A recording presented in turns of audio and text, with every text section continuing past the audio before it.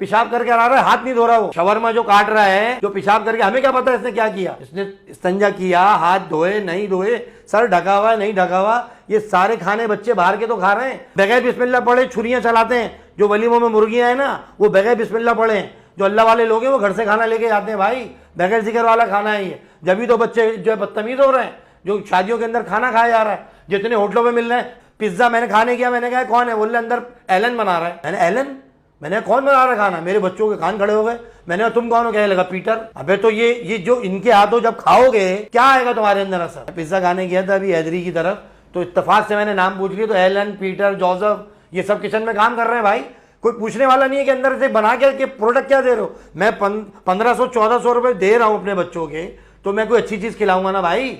ये तो नोच नोच के खाना है, तो कुत्ते की शवाद है। जो बच्चे तुम्हारे नोच नोच के खा रहे हैं रोल, बर्गर, पिज्जा, ये तो मना है दीन के अंदर।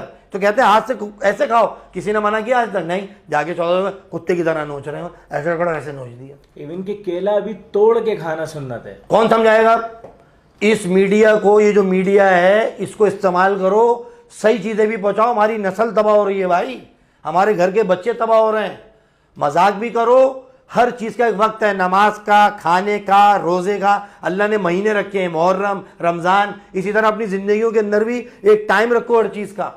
बच्चे तो बिल्कुल ही निढाल हुए हैं, हमारे नौजवान नस्ल आंखों के सामने तबाह हो रही है। सबसे ज्यादा अजियत में बाप है, अभी सबसे ज्यादा अजियत में अपने बच्चों को आंखों के सामने तबाह होते देख रहे हैं। बच्ची को देख रहे हैं नंगेपन पे, बोल नहीं पा रहे कि यार कह दूंगा कहीं कुछ गलत स्टेप ना उठा ले, घर से ना भाग जाए, भाग के शादी ना कर ले। माँ बाप बेबस हैं, इतना हाई फाई हो चुकी है औलाद के माँ बाप को डिग्रेड कर रही है। बाबा आप जाहिल हो। अबे मर क्यों नहीं गए उस दिन, हमारे पैरों से जमीन क्यों नहीं निकल गई ये अल्फाज सुनने से पहले कि बच्चे माँ बाप को बोल रहे तुम जाहिल हो।